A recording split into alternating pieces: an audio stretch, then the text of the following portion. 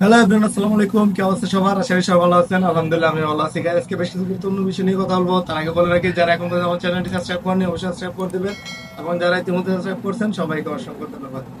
Guys, আজকে কথা বলবো, আপনারা হয়তো জানেন যে বাংলাদেশে গত 5 তারিখে মানে সোমবারে ইতালির স্বরাষ্ট্রমন্ত্রী সহ 6 সদস্যের এক প্রতিনিধি দল আসছিল, এবং বাংলাদেশ সরকারের স্বরাষ্ট্রমন্ত্রী এবং পররাষ্ট্র উপদেষ্টা সাথে বৈঠক হয়েছে।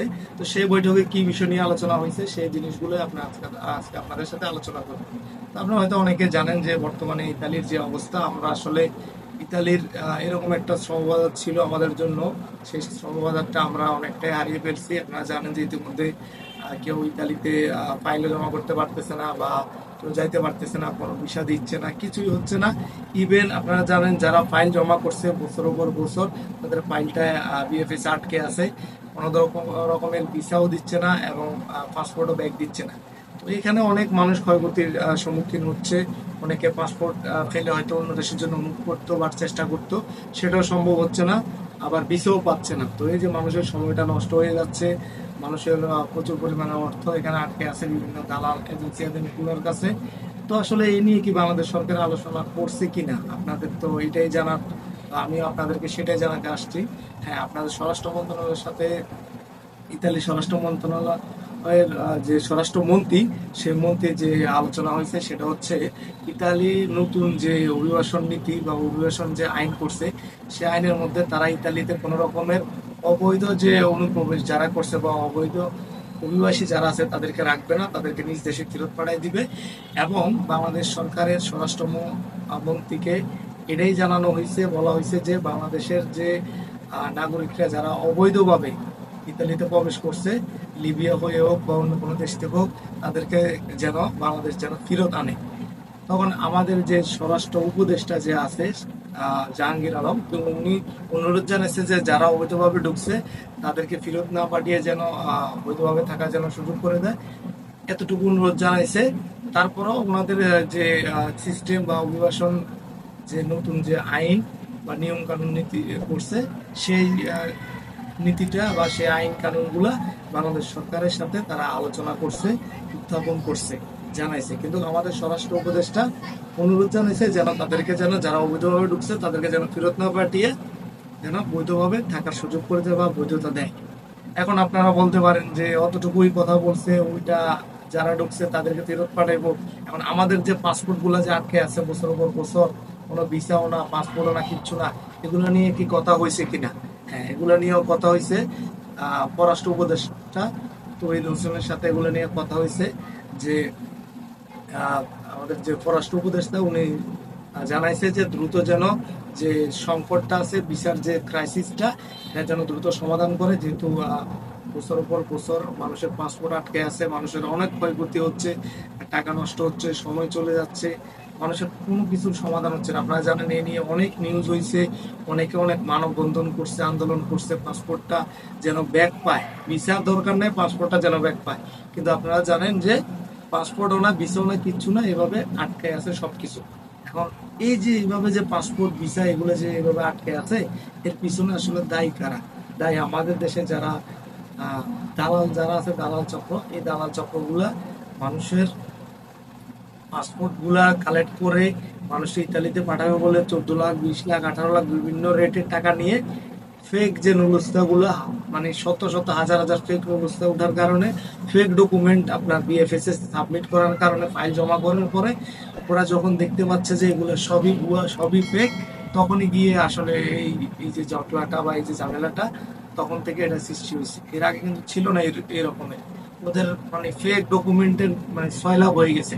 তো একটা দেশে যদি আপনি যদি বিএফএস এ যদি এত ফেক ডকুমেন্ট যদি সাবমিট করেন, আপনার তো ভিসা তো হবে না, উল্টা তারা আরো বেশি আপনার সিরিয়াসলি এগুলা মনিটর করবে, আরো বেশি সিরিয়াসলি এগুলা যাচাই বাছাই করবে। এই যে যাচাই বাছাই করার প্রক্রিয়াটা, এটা এই কারণে গিয়ে দীর্ঘায়িত হচ্ছে।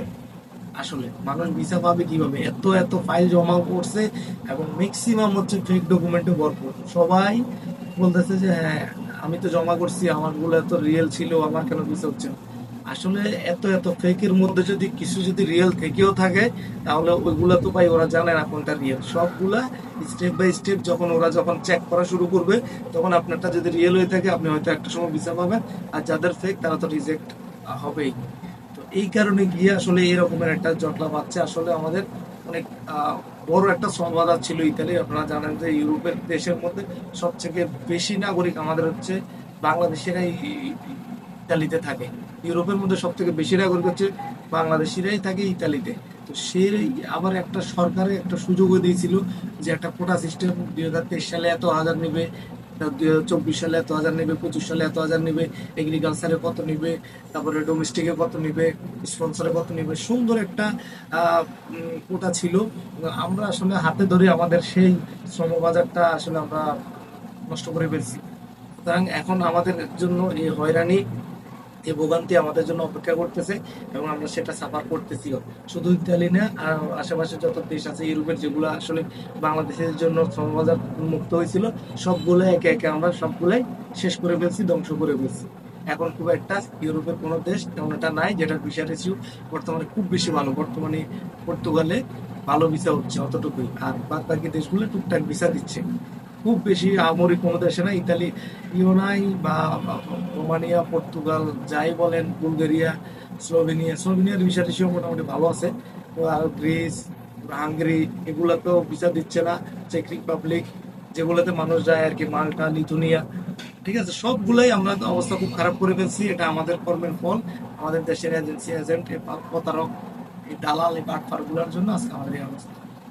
তো গাইজ, ইতালির যে স্বরাষ্ট্রমন্ত্রী আরো একটা জিনিস জানাইছে, সেটা হচ্ছে অনুরোধ করছে যে যারা দালাল চক্র আছে, মানব পাচার করে অবৈধভাবে, তাদেরকে যেন আইনের আওতা নিয়ে আসা হয়। এবং বাংলাদেশ সরকার অনুরোধ করছে যে বাংলাদেশের নাগরিকরা খুবই পরিশ্রমী, খুবই দক্ষ, খুবই কর্মঠ, এবং তারা ইতালির অর্থনীতিতে অনেক বড় ভূমিকা রাখে। তো তারা বাংলাদেশ থেকে লোক নিতে আগ্রহী, কিন্তু বৈধ চ্যানেলে যেন বাংলাদেশ সরকারও পাঠায়, এবং যারা যাবে তারা যেন বৈধ চ্যানেলে যায়। আপনারা জানেন যে, আপনাদেরকে একটা রিপোর্ট বলি, 2024 সালে কি পরিমাণ অবৈধ অভিবাসী ইতালিতে ঢুকছে। সেটা হচ্ছে 2024 সালে 66,617 জন অবৈধ অনুপ্রবেশ করছিল ইতালিতে। এর মধ্যে বাংলাদেশি হচ্ছে 14,200, আপনার 84 জন, 14,284 জন বাংলাদেশি। তাহলে এটা হচ্ছে মোট সংখ্যার হচ্ছে কত শতাংশ? 21%। মানে চিন্তা করেন। এবং লিবিয়া হয়ে ঢুকছে বাংলাদেশিরা 14,117 জন, প্রায় 99% লিবিয়া হয়ে সাগর পথে ঢুকছে। তাহলে আবার একটা কথা চিন্তা করুন গাইস, যে কি পরিমাণ মানুষ লিবিয়া হয়ে আপনার সাগর পথে ইতালিতে ঢুকতেছে। এতে আমরা প্রতি বছর আমরা দেখি যে কি পরিমাণ আসলে জানমালের ক্ষয়ক্ষতি হয়, কি পরিমাণ মানুষ মারা যাচ্ছে ভূমধ্য সাগরে নৌকা ডুবে।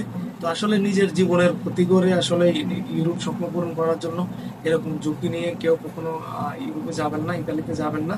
আপনারা বৈধ চ্যানেলে ভালো এজেন্সি, এজেন্টের মাধ্যমে যারা আসলে প্রকৃত অর্থে কাজ করতে পারে ইউরোপ নিয়ে, তাদের কাছে ফাইল জমা করুন এবং বৈধ চ্যানেলে ইউরোপ যাবেন এবং আপনার স্বপ্ন পূরণ করুন। কখনো নিজের জীবন দিয়ে ইউরোপ স্বপ্ন পূরণ করার কোনো মানে হয় না। আসলে বাস্তবিক অর্থে, আক্ষরিক অর্থে খুব কম মানুষই আসলে সফল হতে পারে সাগর পথে ইতালিতে যাওয়ার জন্য। ম্যাক্সিমাম মানুষে কিন্তু মারা যায় বা তাদের জীবনটা হারাই ফেলে এই ইউরোপের পিছনে, বিশেষ করে ইতালির পিছনে। তো গাইজ, ইতালি নিয়ে আজকে এটাই ছিল আপডেট, যে বাংলাদেশ সরকারের দুই মন্ত্রী বা উপদেষ্টা যে আলোচনা করছে, স্বরাষ্ট্র উপদেষ্টা এবং পররাষ্ট্র উপদেষ্টা।